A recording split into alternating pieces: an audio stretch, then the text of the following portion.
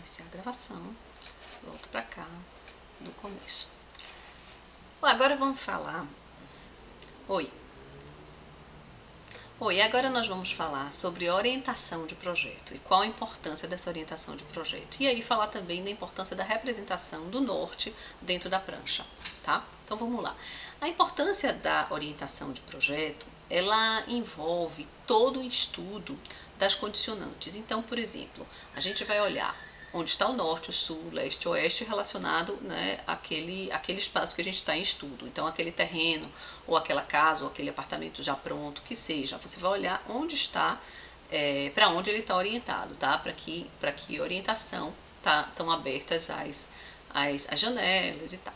Então, a partir daí, você começa a perceber que você vai inclinar um pouco mais ou inclinar um pouco menos o seu projeto de acordo com essa entrada desse sol, né, ou de manhã ou de tarde, depende da região onde você estiver, porque tem momentos que a gente quer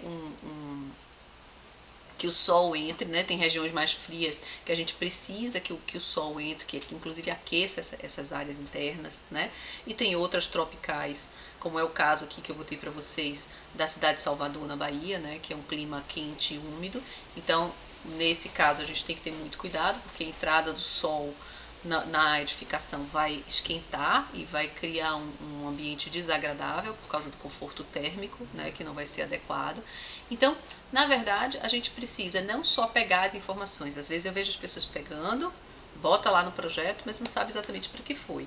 Então, por exemplo, se você tem uma indicação do norte na sua planta e você percebe, no caso de Salvador, por exemplo, que a gente tem no verão muito calor e precisava de mais ventos no verão, então essas aberturas que tiverem para o lado poente, que é o lado mais quente, né, para o oeste, elas vão ter que ter ou uma certa inclinação para poder conseguir capturar os ventos que vêm, né, da direção que você avaliou no gráfico de ventos, e também ela pode ter umas proteções, como um brise e outras coisas. Essas proteções de fachada e bloqueios de sol e de calor, né, para entrar, elas são artifícios que a gente usa, mas usa após a gente estudar toda essa orientação de projeto, tá? E aí, nessa situação de orientação de projeto, a gente tem que também avaliar a incidência dos ventos em cada estação do ano. Não adianta pegar esse gráfico e falar assim, tem muito vento no sudeste, aqui nesse caso, né, nesse exemplo. Não, mas espera aí, que época? Tem muito vento no sudeste na primavera. Mas quando eu mais preciso de vento? Quando é numa região como Salvador, né, na Bahia, que é quente? Você precisa de vento no verão. Então, o que você vai ver? No verão tem muito vento aqui no sudeste também. Então, o sudeste é uma orientação boa para captura de vento, né, na época do calor. Então, você começa a avaliar para onde você vai priorizar suas aberturas da sua edificação e aí lançar mão de processos como ventilação cruzada, esse tipo de coisa, tá? Mas assim, eu botei aqui um pouco também, botei um mapa da cidade de Salvador aqui, porque além de tudo isso, gente, a gente tem que olhar também a geografia do lugar. Então, por exemplo, você vai botar num terreno onde o entorno, ele é um terreno em declive e o entorno você tem morros altos, toda a condição de vento daquele lugar vai ser completamente diferente, de sol também muitas vezes, tá? Então aí eu botei esse exemplo aqui no caso de Salvador, porque você tem aqui toda uma área virada para o leste, né, a borda toda da cidade é virada para o leste, só que tem uma baía. Então, por exemplo, essa edificação, se eu colocar uma edificação aqui nesse ponto que está dentro da baía, ela tem condições de vento, de sol, de temperatura completamente diferente da outra que está aqui do lado de fora, porque ela virou completamente agora, né? Então, o próprio formato da Bahia faz esses lotes, essas casas, essas edificações que estão aqui ter características completamente diferentes das que estão do lado de fora. Então, a gente precisa também entender a configuração geográfica do lugar, entender o esquema dos terrenos, né? Terreno em aclive, declive, o entorno, tá? Então, um vizinho do lado, você muitas vezes tem um apartamento, um prédio que sobe na frente da sua casa, às vezes seu apartamento é todo nascente. Aí vem o vizinho da frente, constrói um prédio bem na frente da sua casa e todo espelhado, com fachada todo em vidro espelhada, tá? O que vai acontecer? O seu era nascente, mas o sol se põe atrás de você. né, atrás da sua casa, do seu apartamento, do seu prédio, né? Mas quando ele for se pôr, ele vai estar todo refletido na fachada do prédio da frente e vai voltar para você. Então, seu apartamento deixa de ser nascente, ele vira praticamente um poente, porque se for realmente vidro espelhado, a fachada ela vai espelhar totalmente esse sol poente para dentro da sua casa, né? Então, isso tudo precisa ser avaliado quando a gente pensa ou fazer um projeto arquitetônico num terreno, né? Vamos dizer, um papel em branco, num terreno vazio, você está fazendo o projeto todo, né? Do zero, começando ele do zero, ou até para você avaliar como tratar a área interna de alguma coisa, de um apartamento, que você vai fazer arquitetura de interiores. Então, como é que esse sol entra por esse apartamento? Como é que vai ser esse calor incidente dentro dessa casa, né, desse apartamento? Então, que tipo de cortina você vai usar ali? Que tipo de bloqueio você vai poder colocar, tá? Então, tudo isso tem que ser avaliado antes de começar a pensar nos processos do projeto, tá? No projeto propriamente dito, isso tudo tem que ser avaliado, né? E aí a gente precisa ter uma noção de uma coisa importante, né? A diferença do norte verdadeiro, que eu chamo de norte geográfico, que é uma convenção humana, que ela convenciona que você segue a linha da longitudinal, né? Da longitude, para encontrar ele lá em cima no polo, no extremo norte da Terra. E aí você tem a inclinação natural do planeta também, né, que vai estar sendo considerado aí. Então esse é chamado do norte geográfico, o norte verdadeiro, né, o norte verdadeiro. E o magnético, na verdade, ele é um ponto lá colocado na região ártica e que ele é um campo magnético e atrai a agulha da bússola, que ela funciona por magnetismo. Então ela atrai e aponta para aquele ponto que foi colocado lá, né. E aí às vezes você tem lugares que você está no próprio planeta, tem alguns lugares que você está, que seu norte verdadeiro fica muito grau de diferença do seu norte magnético, né? Porque dependendo da posição que você colocou sua bússola. Então isso às vezes acontece uma variação aí, tá? Mas a diferença entre o norte magnético e o norte verdadeiro é a chamada declinação magnética, né? E ela é justamente esse ângulo aí que forma entre a diferença do norte magnético para o norte verdadeiro, tá? Então, lembre que assim, que na bússola da gente, a gente está com o norte magnético, né? Mas é importante a gente fazer projeto em cima do norte do sol, assim, na orientação solar, né? Que é norte, sul, leste, oeste, pelo norte verdadeiro. Então, se você estiver num lugar que tem muita variação, vamos focar pelo relógio solar, o antigo relógio solar. É assim que você vai pensar, porque todo o sombreamento, todo o tratamento dessa luz que vai entrar no seu projeto é a luz do sol, né? O magnético não vai fazer diferença no sol, né? Não é porque o magnético quer que o sol vai mudar de lugar, né? Então o que tem que ser considerado é esse movimento do sol. E lembrando também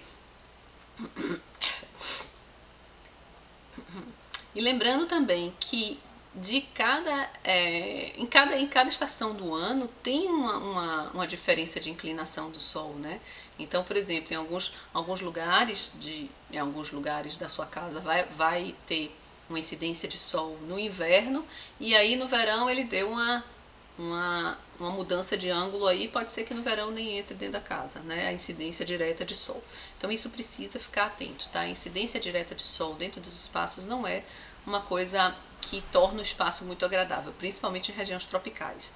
Aí nesse caso você teria que bloquear com a cortina, alguma coisa. Agora também, como eu já falei, até tem um vídeo que eu falo um pouco sobre isso no YouTube da gente, né? Então tem um sobre o ciclo circadiano e o outro também sobre essa questão dos ambientes serem agradáveis, né? Então, porque o sol ele é importante para a saúde e o sol purifica o ar também. Então é importante ter sol, ter iluminação natural entrando nos espaços. A gente precisa tá com isso no foco, tá? E aí, vamos falar agora do que interessa bastante pra gente, que é a simbologia desse norte, né? A norma NBR 6492, de representação de projetos arquitetônicos, ela já dita alguma simbologia aqui, tá? Com o norte, tá? Do norte verdadeiro, norte magnético e tal, mas ela já dita uma simbologia, tá? Na verdade é livre, ela só sugere. Eu particularmente gosto muito das simbologias que mostram as letras todas, pelo menos norte, sul, leste e oeste, pelo menos as 4, tá? Eu acho que ela tem que ser mais simples, talvez não tão complexa quanto essa, nem quanto essa. Eu acho que ela pode ser uma simbologia mais tranquila, mais simples, mas eu acho, é que a gente mais usa esse Nzinho só, né? Essas com Nzinho. A questão é, as pessoas já têm uma dificuldade de se localizar, né? Em relação ao norte. Tá? Então, assim, talvez lá pequeno você tenha decorado isso e talvez não. Que onde tiver o norte você fica de frente para ele e à sua direita vai ser sempre o leste. Então, se o norte está na frente, o sul está sempre atrás. Óbvio isso, né? Mas se você olhar para o norte, o leste vai estar sempre à sua direita. Então, o oeste está sempre à sua esquerda se você olhar para o norte, tá? Então, isso é importante a gente saber, mas isso às vezes não é tão automático.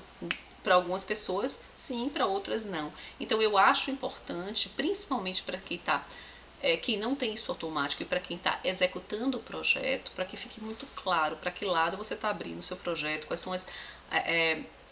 são as fachadas que vão ter que ter mais tratamento, mais cuidado em relação a vento, a chuva, alguma coisa.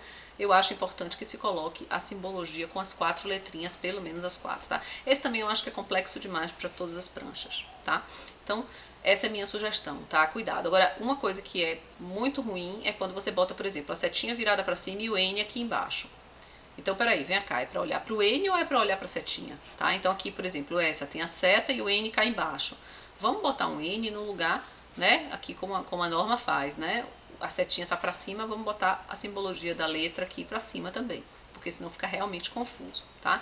Não pode ser muito grande, não pode ser muito pesado, nem pode ser miudinho demais dentro da prancha, né? Então, aí vamos lá, para a localização desse símbolo na prancha. Esse símbolo, ele não pode ficar nessa área. Vamos botar um exemplo aqui, que o carimbo nem tá aqui, mas aqui seria a região do carimbo, tá? Então, ele não fica nessa área reservada em cima do carimbo. Ele fica dentro da área de desenho, tá? Na hora das pranchas, vocês viram lá que tem uma área de desenho, que tem que ter uma área, que é essa área de cá, né? Depois da medida aqui do carimbo, né? Você vai ter a área de desenho, né? Pro lado de cá. Então, o símbolo, ele fica na área de desenho. Outra coisa, esse símbolo do norte, você só vai botar norte em planta baixa, né, gente? Ou planta de situação, ou planta de localização. Mas as plantas que tem, são representados os planos horizontais, né? São rebatimentos nos planos horizontais. Por quê? No vertical nem faz sentido, porque esse norte, como é que você vai olhar ele no vertical, né? Porque não faz o menor sentido, tá? Então, percebam que em corte, fachada, volumetria, nada disso você vai botar norte, representação do norte. Só em representações horizontais. Planta baixa, planta de layout, planta de situação, planta de localização, tudo que for planta baixa representada, né, rebatida num plano horizontal, tá? E sempre dentro da área de desenho, dentro. Aí você pergunta, se essa prancha tiver outros desenhos, porque vocês vão ver, né, em outras aulas também, exemplo de que você tem às vezes a planta baixa e a fachada na mesma prancha. Como é que você bota? Você vai pegar esse símbolozinho e botar ao lado da planta baixa, sempre no canto superior direito, tá? Então, por exemplo, pegar esse norte, você vê que ele botou aqui do lado de cá, já tá riscado, né? Ele teria que estar aqui nessa área da seta indicando. Ele não poderia estar aqui embaixo, ele não poderia estar aqui, ele não poderia estar aqui. Ele precisa estar no topo direito da área de desenho. Agora, quando você tem uma planta mista, uma prancha mista, onde você misture planta baixa com cortes e fachadas, esse norte ele vai estar localizado ao lado da planta baixa, porque senão vai estar errado você botar um norte na área de desenho e você tem um corte aqui do lado, né? Não faz o menor sentido, tá?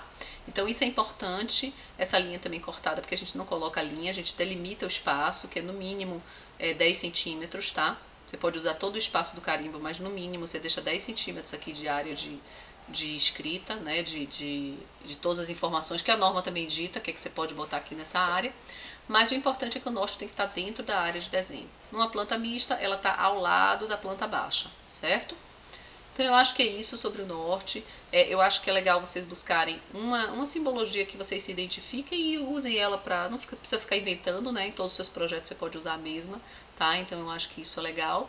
E aquilo que eu falei, priorizem colocar as 4 letrinhas, que eu acho que facilita para vocês mesmo entenderem. E para quem está olhando e lendo a planta, talvez ajude também, facilite. Quando não, não é obrigatório botar as 4 letrinhas, mas sempre bote uma sinalização que seja clara, porque se você bota o N embaixo, a setinha para cima, você não sabe para que lado realmente é o norte, se você está embaixo ou se está em cima, tá?